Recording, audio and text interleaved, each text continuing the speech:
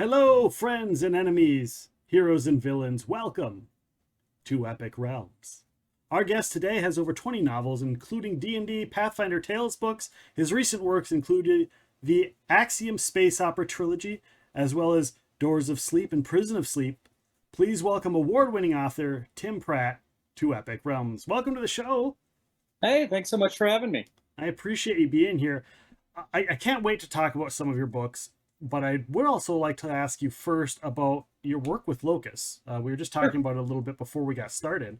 Would you tell the listeners what that is and kind of what your role is over there? Absolutely. So Locus Magazine is a trade magazine for science fiction fantasy publishing. We're sort of the Publishers Weekly of science fiction, except we're monthly. We publish a ton of reviews. We do the most in-depth reviews of science fiction and fantasy that anyone in the business does. We also interview usually two authors, sometimes only one, but usually two authors every month. And we do wonderful in-depth interviews, not unlike this one. I write the obituaries, which is the closest thing in my life to a sacred trust. It's the last time to sort of send somebody off. You talk to their loved ones, and you want to sum up their life in a way that does credit to whatever they contributed to the field.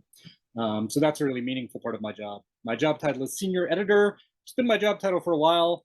I don't really want to go anywhere else above that. Anything more complicated than that, and I'm managing people. I don't really want to manage people. So I split my time between editorial and production. I do a lot of the writing, and I help edit the reviews. Every once in a while, I conduct an interview if it's somebody that I know.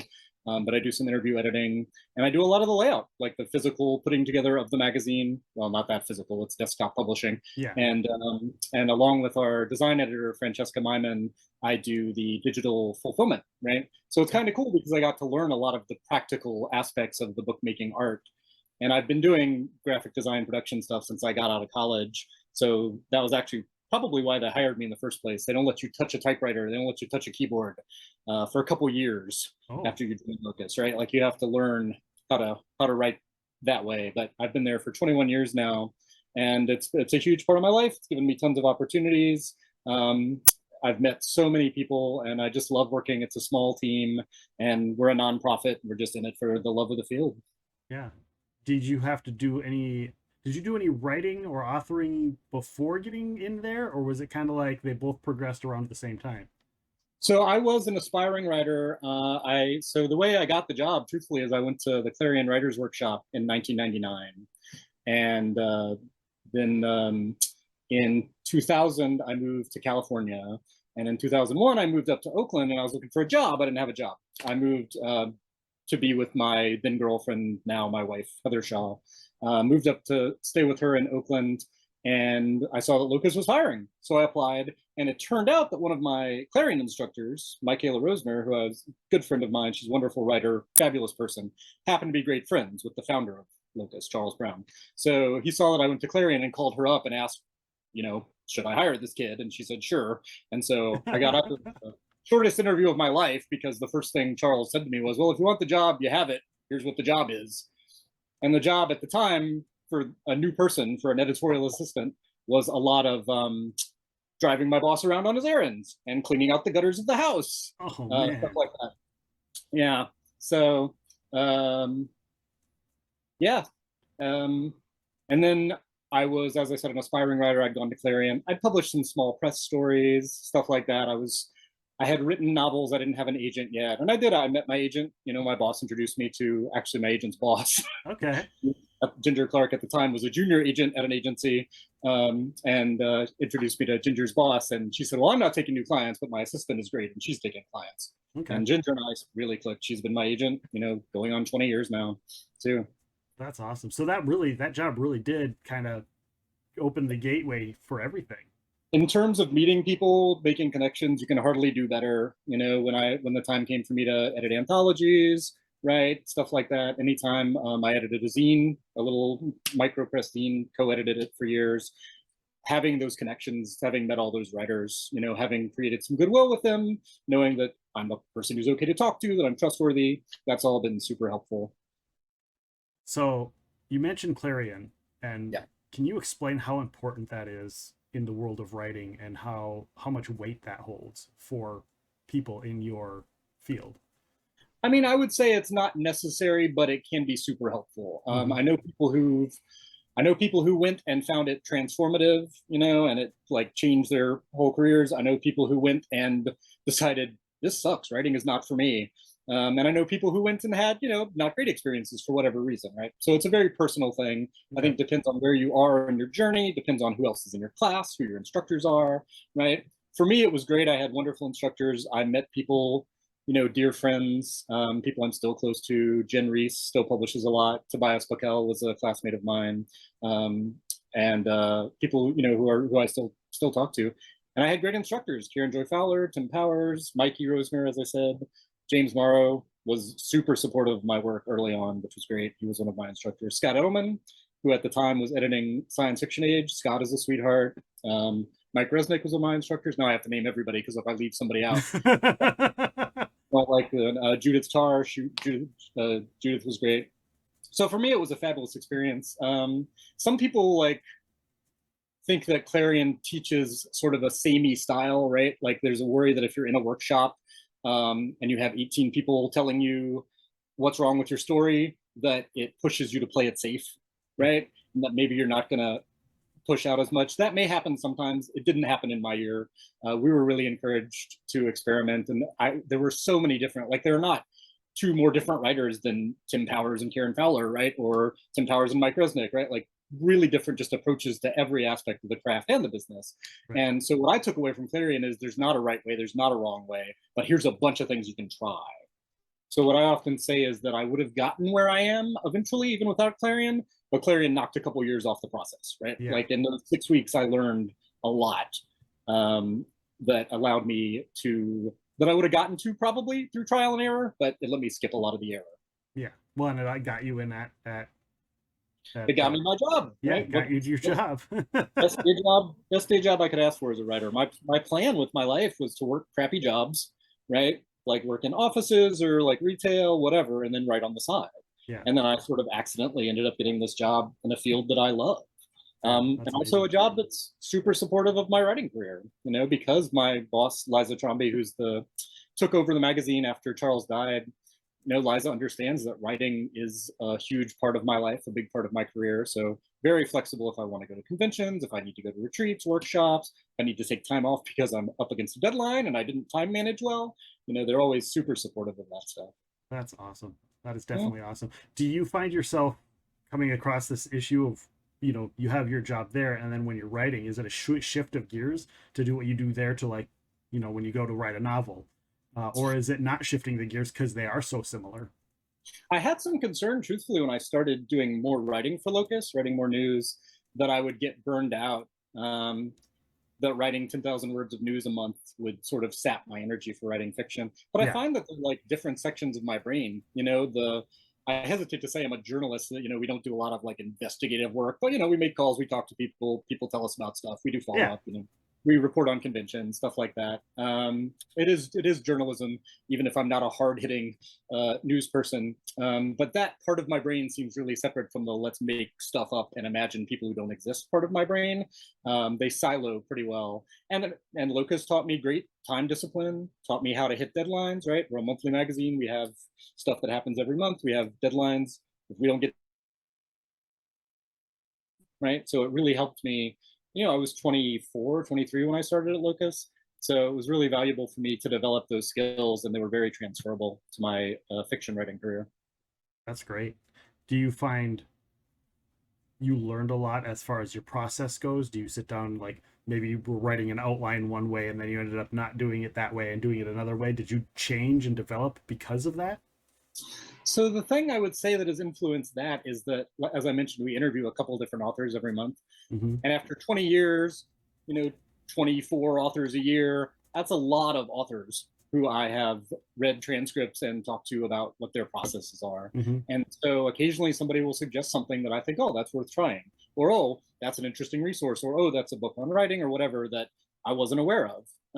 So it's given me exposure to a whole lot of different approaches to life. And life and writing. What I always say about process is the process that works is the process that produces work, right? So many authors are different.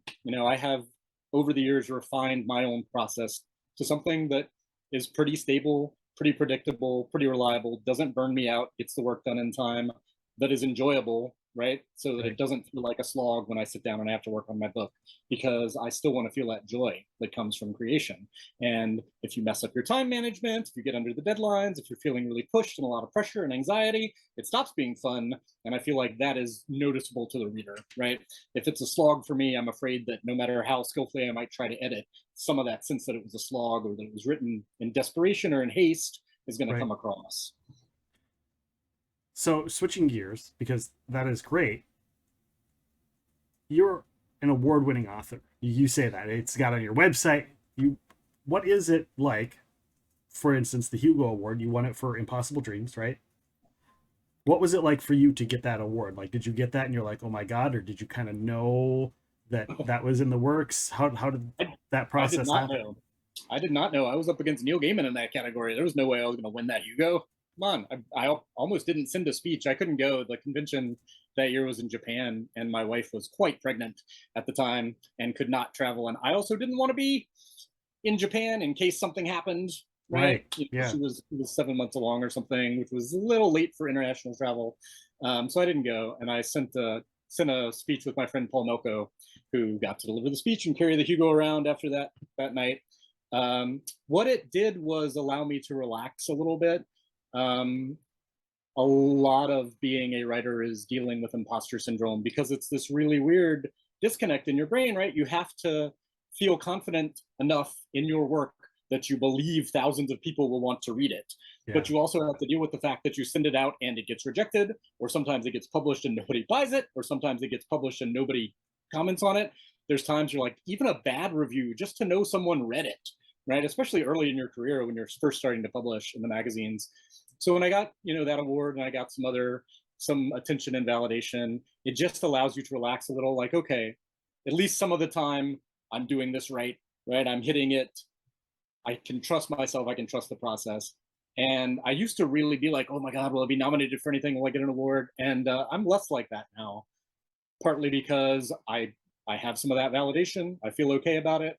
And I actually really like it when people who are earlier in their careers get awards, because I know what a boost it was for me, as I say, psychologically, but also professionally.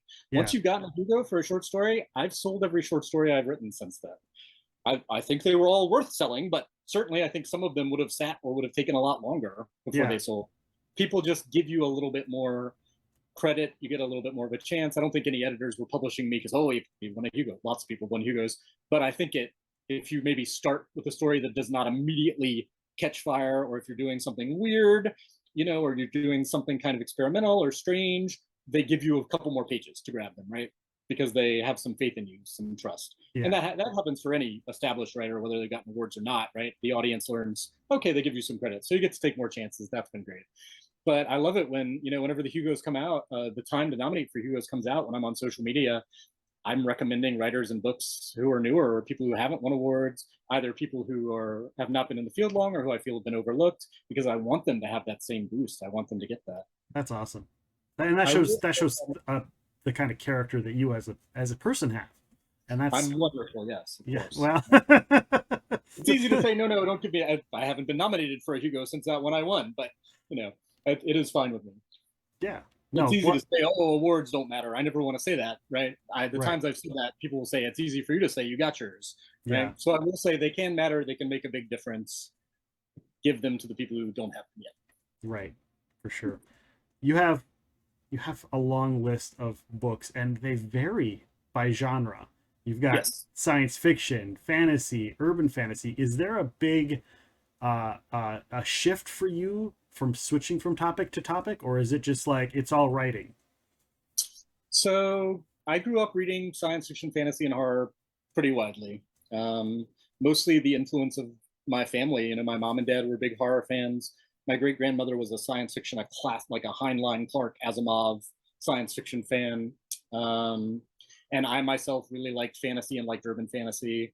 My parents liked Stephen King, and a lot of Stephen King, despite it being horrific, has a lot in common with stuff like Jonathan Carroll, Charles Dillent, right? It's about intrusions of magical things into mundane reality. I love that stuff. The the contemporary fantasy, urban fantasy kind of stuff is what I naturally gravitated toward. And that's what I did a lot of early on in my career. I did this long series, the Marla Mason series, had 10 books in it, more than that, counting like a prequel and a story collection. And it's not as if I felt like I had said everything that I had to say in that, but I was very aware that that was what I was known for. That's what I was doing. And I was like, I love space opera. I love science fiction. Maybe I should try something like that, right? Maybe I should get out of my comfort zone, do something new. So I pitched the Axiom series that started with The Wrong Stars. And I was a little worried because I love science. I love astronomy. I love physics. I love weird stuff, Right. biological sciences. But the math starts to get a little too complex, and I'm stuck. So I was a little worried that I would find it too intimidating to write science fiction. But what I told myself finally is there's a range of science fiction that has really hard SF at one end and has Star Wars at the other end, right? Yeah. Where it's fine, you hyperdrive and you artificial gravity and it's never explained, right? It's fine. So I'm like, okay, I'll stake out a spot maybe a little more sciencey than that, right? But not so hard science that I'm going to freak myself out about getting the orbital mechanics right. And when you got to do orbital mechanics, the internet's here now, Right. and I know astronomers, right? I know physicists, right? I can ask people, I can plug stuff into a website, I can see how long would it take to do X. And in that series, I very quickly got to impossibly advanced alien technology that might as well be magic. No one understands how it works. And then I was able to breathe a sigh of relief. I could kind of do whatever. Yeah. But yeah, I was a little bit worried that it wasn't going to work. That people would say, "What? Tim Pratt doesn't write this stuff," Yeah. right? I was going to get laughed out of the room. But the series did super well. It's been one of my most successful things that I've done as a writer. I discovered people really love a book with a spaceship on a cover. You can put a spaceship on a cover. This is my advice to aspiring writers out there: write a book that they can plausibly put a spaceship on the cover for. It helps. It's a big help. That's awesome. Do you have a hand in who does your covers at all? Or is it just like the publisher's like, this is the artist that we're going with? It depends on the publisher. I've had small presses where they asked me if there were people that I liked. I did a novello called The Deep Woods with PS Publishing, and they were like, "Is there a cover artist you like?" And I said, "I love Galen Dara." Galen Dara did the cover. You can see the weird house back here on my wall. Yeah. Did the cover of my book, Heirs of Grace. It's one of my favorite covers. And Galen's just a wonderful person. They were like, "Great, we'll hire Galen Dara." And Galen wrote me and said, "They want me to do this cover, and it's a small press. And for you, I'll do it." Right? Because we were friends at that point, because she'd done that other cover for me. Sometimes with the big publishers, they send you something and they say, "This is it." Sometimes they send you some options and say, "What do you think?" The ones that I like is where they ask me for my input and then ignore it because I'm not a cover designer, right? I don't know. In theory, they know better than I do about what sells. They know better than I do, right? I have played art director because I've done some self-publishing stuff, but even then I tend to find an artist whose work I like and say, "Go to it," right? Yeah. And a lot of the covers for stuff that I've self-published, I hired Jen Reese, actually, who I went to Clarion with, who's a fantastic middle grade author. She's also a cover designer. She has her own little business that she does cover designs for, and she's done a bunch of my books much better than I could do. And even with her, I'll be like, "I have this thought, I have this thought," and she'll be like, "Well, I don't know that that'll work, and maybe not this. How about this?" Right. And her ideas are always better than mine. All you have to do is have an idea that's better than mine. It's a low bar. That seems like an ongoing theme. A lot of authors or comic book writers or whatnot will say, when they're talking about their artists or their covers, it's like, this is, you give them a general idea and they're an artist and they will blow you out of the water with what you can imagine with what they can do. And it's an ongoing theme, and that's super cool to hear, across the board pretty much. Yeah. No, trust the people that you work with. Find people who do excellent work that resonates with you and then trust them. Do you have a cover that really stands out to you as like, "Oh my God, this was super cool"? For my Marla Mason, there's so many. I've honestly had really good cover karma. There aren't many that are terrible. But Daniel Dos Santos did the first 4 covers for my Marla Mason series. Okay. And they are so cool. Like, there's the one that's for Blood Engines, the first in the series, the cloaked figure up there. Cloaked hooded. There's one for a book that I did called Poison Sleep, where Dan did just this amazing cover. I so loved his work. I actually I named a character after him. There's a gangster in the series named Danny Two Saints who gets horrifically murdered in one of the books as a little homage to Dan. But yeah, honestly, like I have a ton of them. I have a ton of my cover art framed on the walls in my house because so many of them are great. The Forgotten Realms cover Ray Swanlund did for my book Venom in Your Veins. Yeah. It's amazing. It's so good. It's it's about a Wanti, a snake woman who's an archer, and like there's just this very subtle sort of snaky detail in it. Yeah, I could go on and on. I've had really good luck with cover art.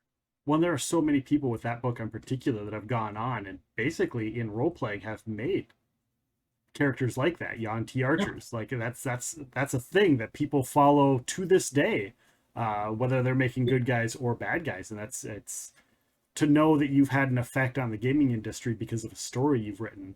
I think is pretty cool. I Yeah, don't know about you as the author.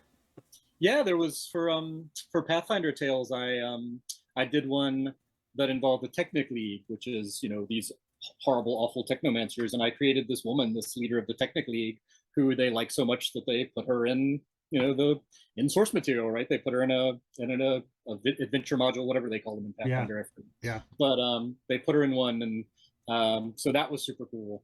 And I told them I had these little cybernetic spider murder balls in that book, and I was like, you got to make plush murder balls. This is a merch opportunity that you're missing out on. But nobody listens to me. So what are you gonna do? Right. Well, let's talk about Pathfinder Tales because I've told our audience multiple times that some of my favorite Pathfinder Tales are your books, the ones with Alaron, the ones with Roderick and Hrim. I am I'm a fan of the kind of the anti-hero or the roguish type characters, and and obviously you had short stories where they met each other, so which was another level as far as storytelling, as far as I was concerned when it comes to books like that. What was your inspiration for Roderick and Hrim? Because that's not something you necessarily see in a lot of RPG fantasies. Is a character like that is really cool, but then to have this intelligent weapon as a character. Well, there's this part. So Fritz Leiber, Fafhrd and the Grey Mouser, right? Great sword and sorcery duo.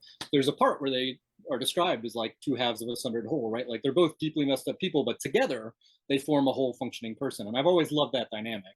I've also always loved talking swords, right? Well, and I love, Stormbringer, right? Like swords that are evil. And I was like, what if I had a guy with a magical sword? Let's sort of think of the Stormbringer kind of thing. But the sword was his other half, right? Was the other half of his sundered soul. And what if instead of being, a monstrous soul devouring demonic entity, what if the sword was just a crotchety old man? Yeah. Right? Is, right? Unspeakably powerful, imbued with the soul of a great white dragon and all the powers thereof, an artifact. All he wants to do is lay around on piles of gold because he's a dragon at heart. Yeah. All he wants. But so he'll go help Roderick do his scams so that he can acquire a pile of gold to sleep on. That's all he wants. But they are best friends. It's them against the world, right? Hrim does not care again about anything except laying on a pile of gold. Roderick, essentially a sociopath, right? Like will lie, right? I originally wanted to call the book Bastard, Sword, right? And they were like, well, we can't, maybe not. The booksellers might not like it. They let me do a story called Bastard, Sword for Roderick and Hrim later. But there's a part in one of the books where Roderick says there's a circle around us, right? It's you and me. There's a circle around us. Everything else in the world is outside that circle. Yeah. What I care about is what's inside the circle.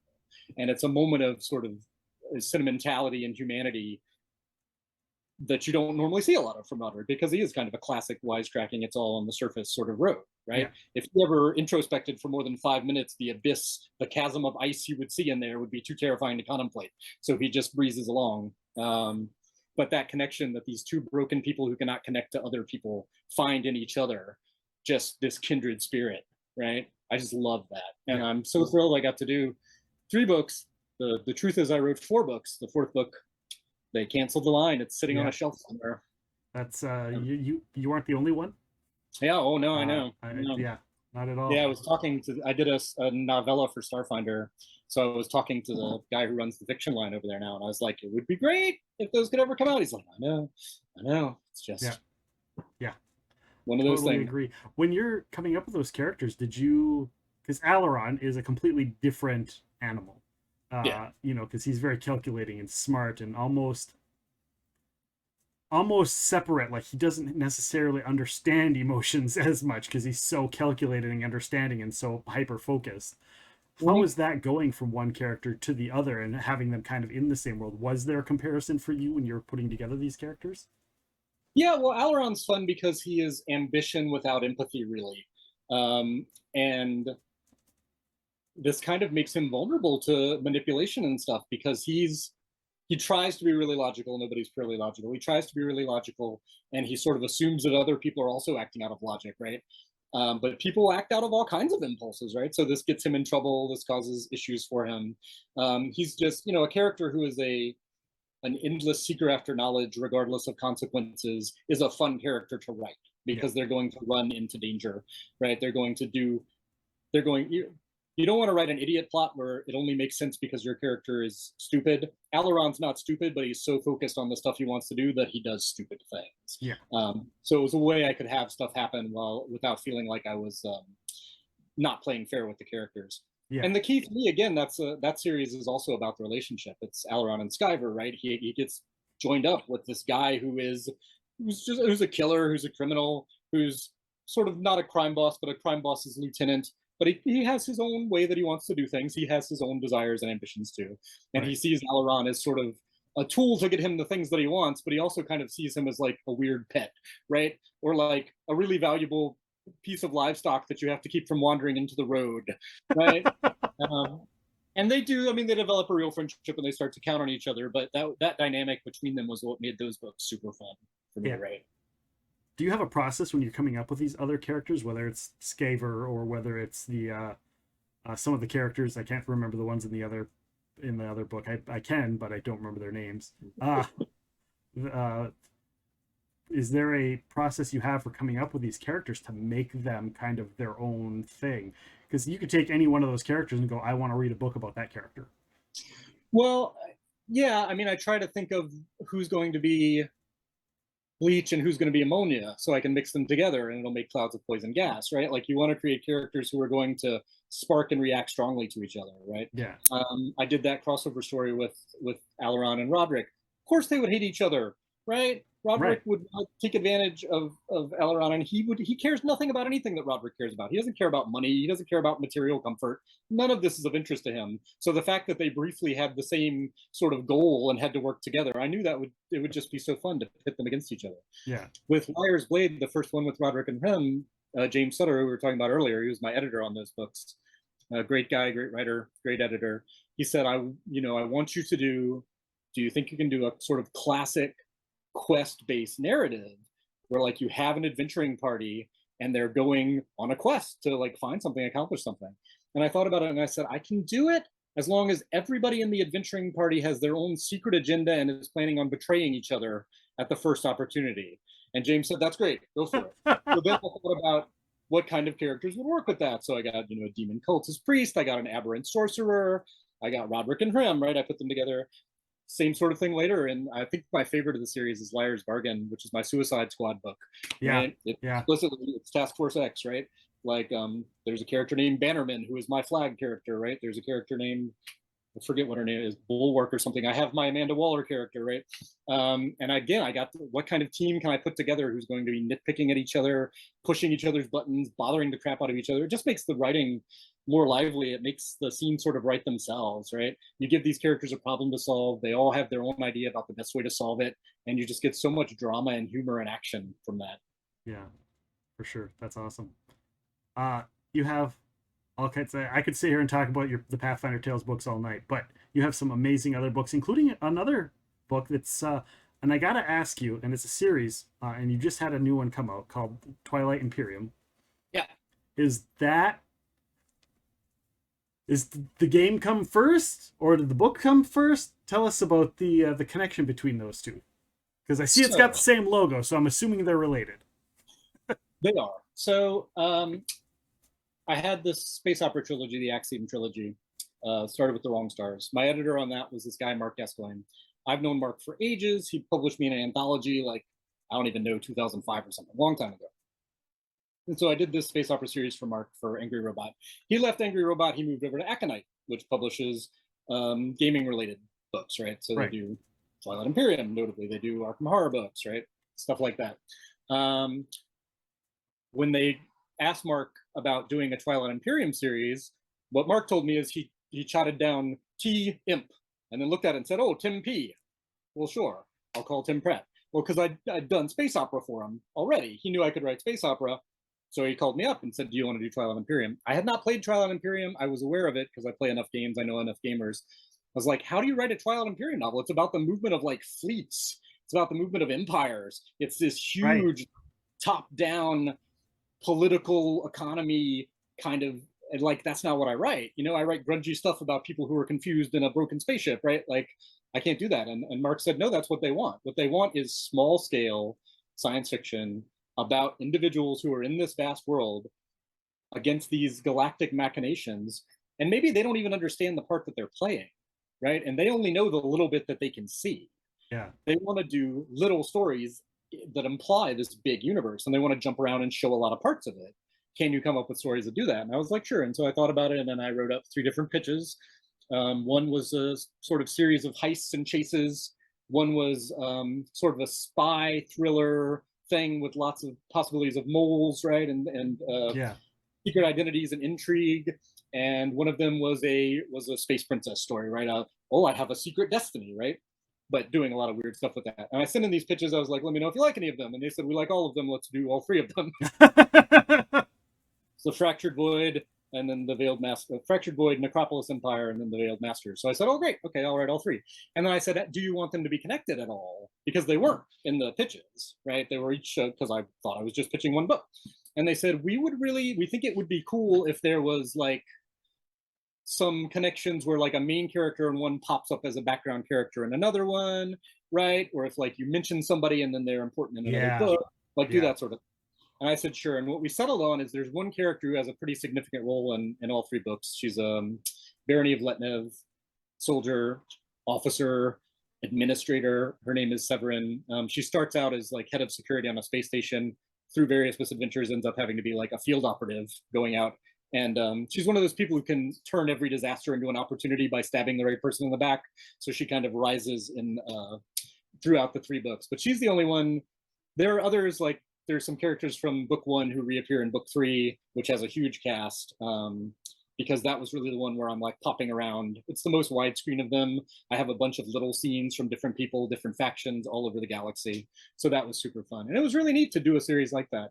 Like there's, in one of the books, there's just a comment about a fake ID that's being used, right? Somebody's identity gets stolen. Yeah. So that criminals can use it as a cover identity, right?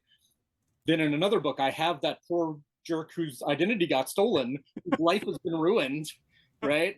Like he was like a rich guy and now he's ruined, and he has no credit and nobody trusts him in certain parts of the galaxy that are slow to process their paperwork. He's still a wanted fugitive, right? Right. So I got to have a lot of fun with those little cross connections and cameos. But the books do stand alone. I think it's more fun because you can see the little Easter eggs if you read them. Yeah. All of them, but each one is its own complete story.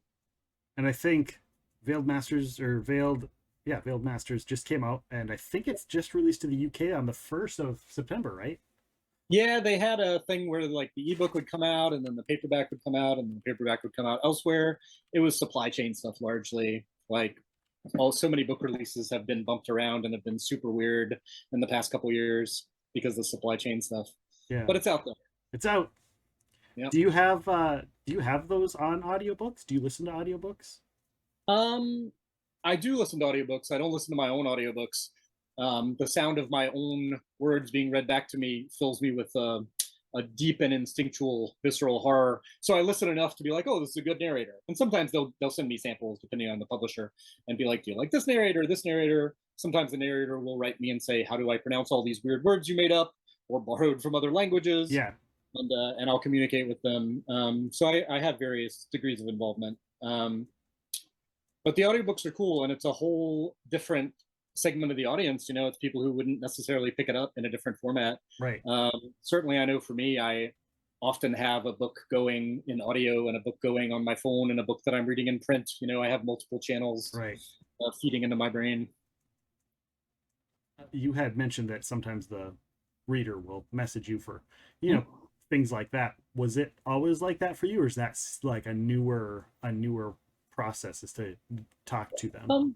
It was early on. My second novel that ever came out, Blood Engines, the narrator for those books was a great narrator named Jessica Almazzi, and she wrote me and said, "How do I pronounce the names of all these Aztec deities that you put in here?" And I had to figure out how to pronounce the names of all these Aztec deities that I'd put in there that I only read. I'd read in my research. I didn't know how to pronounce them, so Right. unfortunately, the internet exists, so I could go and I could find people who spoke the language who could pronounce it for me. So with luck, she pronounced them all right. If she didn't, it's my fault. Nice. Your other book that just came out not too long ago is also part of the series. And hopefully I don't butcher this wrong. Zaxony Delatry? Am I pronouncing that right?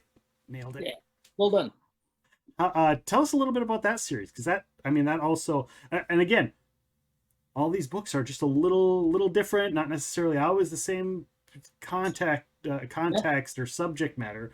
Tell us a bit about these, because these really intrigue me. The covers intrigue me as well. Yeah, so the pattern that my career has taken is, if I have books that do well at a publisher, I will take this opportunity to then say, "You're happy with me, you like me, let me do something really weird. Let me do something really strange that maybe is not a sure thing, right? Let me burn through that goodwill." Yeah. So the Axiom series did really well. So the next thing I pitched was I wanted to write this multiverse adventure series. It ended up being a duology, partly because I pitched book one, they liked a lot. I pitched book two, they liked that idea a lot. Book two, the stakes are so incredibly high that I couldn't think where to go from there, right? To do a third book. So I might do a collection of stories about the characters, but in the second book, Prison of Sleep, literally the fate of the multiverse is at stake. Like, not our reality, all realities could be destroyed, right? I just, well, you don't always have to up the ante in a series, but what's not going to seem like sort of a letdown after that? So it's a duology. Yeah. So it's about a guy, Zaxony Delatry, Zax. Every time Zax falls asleep, he wakes up in a different parallel universe. This is a thing that started happening to him when he was in his early 20s. He's not from Earth. He's from his own sort of post-scarcity utopian place called the Realm of Spheres and Harmonies. Zax wakes up in a different world. And he's there for as long as he can stay awake.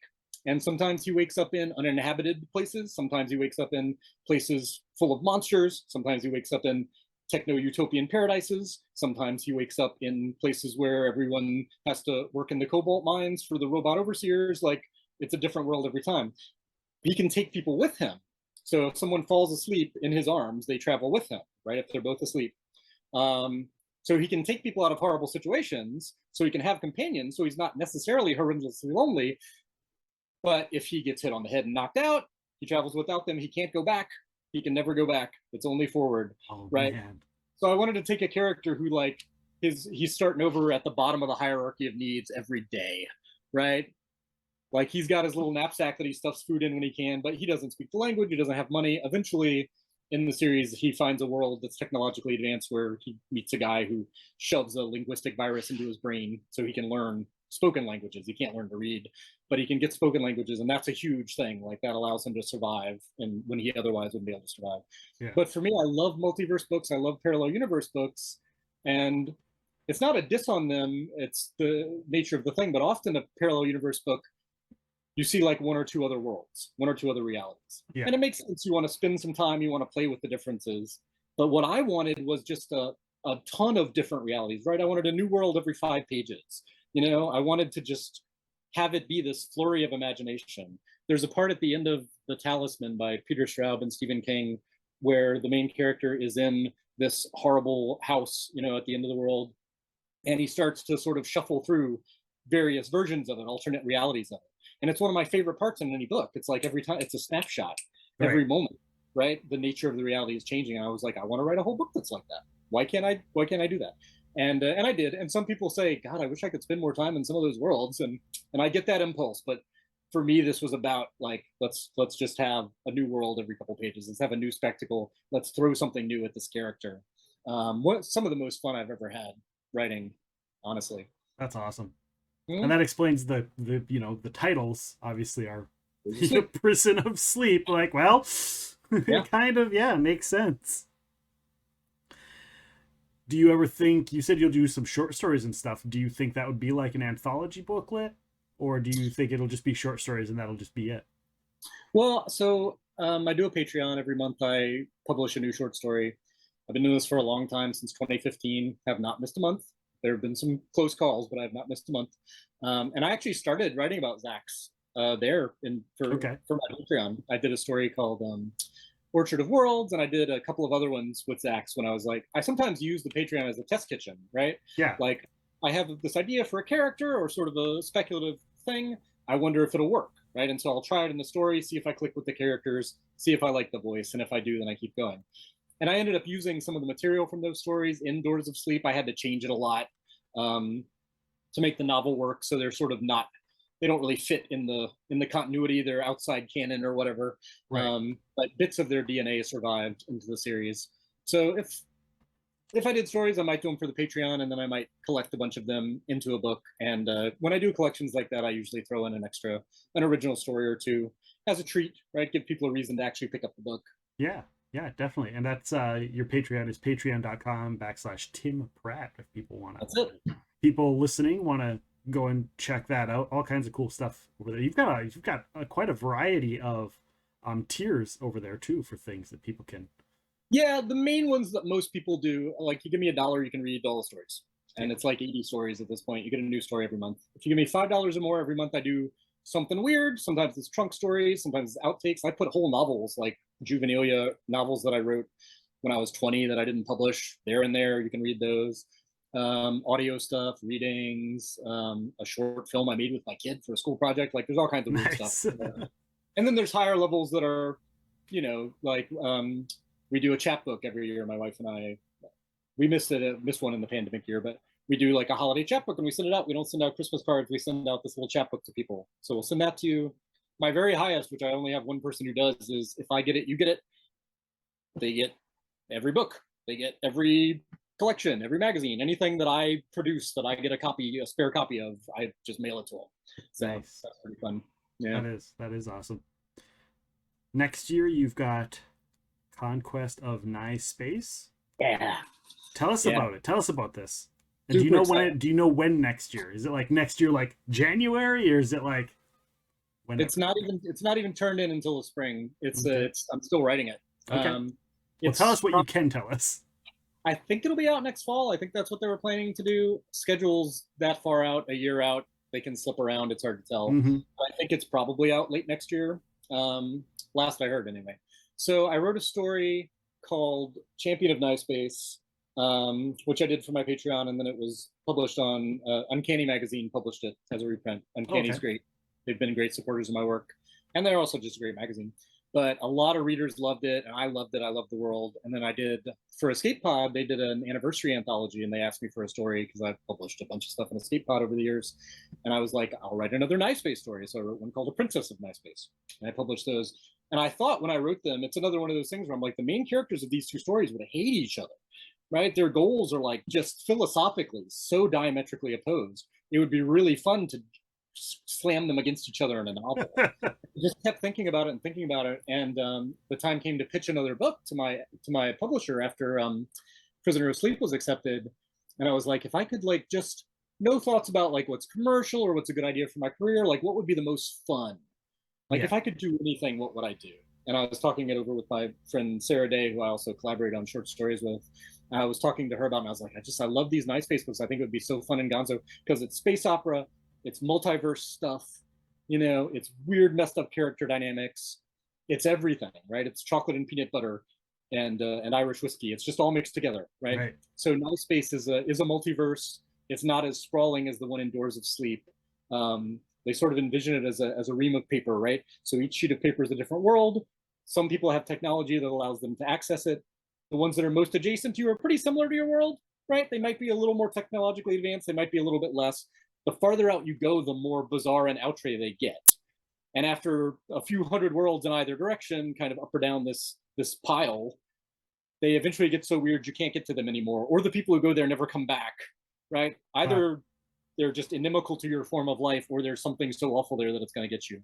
And there's a lot of stuff you can do in a setting like that. Yeah. And so there are ones that are spaceship, space battle, highly advanced ones. And there are ones that are our world, except horrible cybernetic oligarchs, right? And the main character of one of the main characters of Champion of Night Space is a woman who works for a group that believes in fighting against the oligarchies. Like a lot of what happens in Night Space is people will have access to an adjacent level, right? And they will use the differentials in technology to oppress or to enrich themselves, right? Like say you can nip into the universe next door, get their better tech, pop home to your world, sell it, and make yourself a billionaire, right? Or you can take your better technology into a slightly less advanced world and just conquer it, take them over, right? Basically it's capitalism, right? This is what happens anyway. This is what happens in our world, right? You can leverage these inequalities. So it's about doing that on a sort of cosmic level, a multiversal level. Right. So Champion of Night Space is about a woman who works for a group that tries to stop these awful people. And Princess of Night Space is about a woman who discovers she's not native to the world she thought was her home, that in fact she's in exile. Her family barely escaped from a purge in an adjacent world where they were oligarchs and they had all this tech, and she decides she wants to get her birthright back. She wants to go back over there and become the Princess of Night Space that she knows she should be. And those are the two stories, and they would hate each other. So I'm going to make them fight. It's going to be great. Nice. That's awesome. And I'm excited that you get to do something that you're so excited about. Because sometimes, it's like you get, this is the book, do this book. Okay, I'll do that book because that's what I'm told. But to go, I really want to do this. Can I do this? And they go, yes. And you can tell. Yeah, so work for hire, like I've actually been lucky. I've had a lot of flexibility with the tie-in stuff. Quite often it will be, pitch us your ideas. What do you want to do the most? Sometimes it's a little bit more schematic. But even, in those cases, I'm like, I'm a professional. If I made chairs for a living and someone said, I want this kind of chair, I'd make them that kind of chair, right? But on my own time, I'd make weird chairs. Yeah.